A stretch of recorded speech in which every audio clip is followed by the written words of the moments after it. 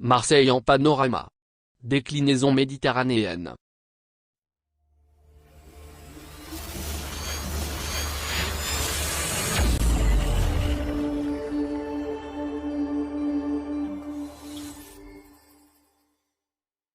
Lorsque l'on prévoit de se rendre à Marseille pour la première fois, l'on entend dire unanimement que cette ville n'est pas dépaysante pour un Algérien.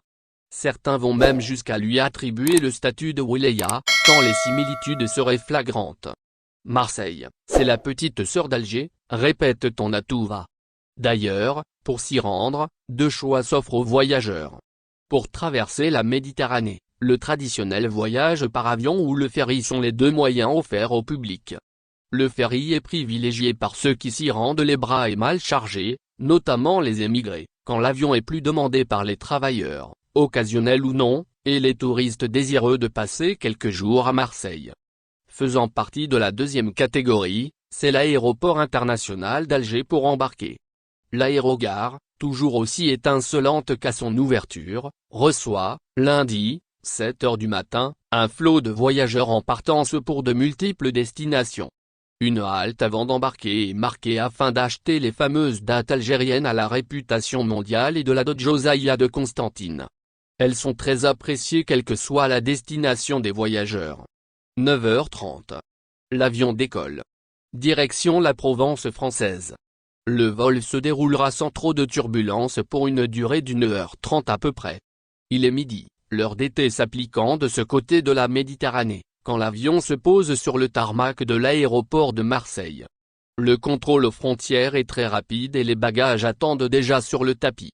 Moins de 15 minutes plus tard, installé à bord d'un taxi, la chaleur du sud se fait déjà sentir. C'est qu'en plus de la canicule annoncée pour les 10 jours à venir, l'accueil réservé ici n'a rien à envier à celui du nord de la France. Tout sourire et avec un accent des plus dépaysants, le chauffeur de taxi souhaite la bienvenue et commence déjà à parler de ce melting pot culturel qu'est Marseille. Alors que les paysages naturels, la Méditerranée et les constructions défilent en panorama, il distille ses meilleures adresses pour faire du shopping et découvrir la beauté de la ville. Il se désole néanmoins de l'image peu flattante véhiculée par les médias à propos de sa cité d'adoption et craint que la perception des touristes n'en soit tachée. Rassuré quant à notre bonne foi, il plaisante, ou non, nous le découvrirons bientôt, que dans les rues de Marseille, l'on n'entend plus parler arabe que français. Coupé dans son élan, comme conforté par la providence de ce timing, il pointe du doigt le ferry provenant d'Alger qui vient d'arriver. Décidément, Marseille semble bien fascinante à découvrir. Ah bon, vieux port aujourd'hui, c'est l'incontournable vieux port et ses ruelles qui s'offrent aux yeux des visiteurs. Sa piétonisation depuis le début de la semaine lui donne des airs de croisette. Tout le long du quai, se bousculent les terrasses toutes plus attirantes les unes que les autres.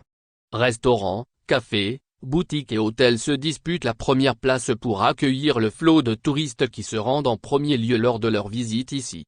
Le vieux port est, lui, d'un charme mêlant l'authentique à la modernité. Les mâts des voiliers, les petits et grands bateaux, sont tous d'une blancheur immaculée et alignés comme pour former un panorama de carte postale. Ce dernier reste toujours le même au premier plan, avec des bateaux en location, des croisières pour rejoindre les calanques ou les îles, et des touristes prenant des photos.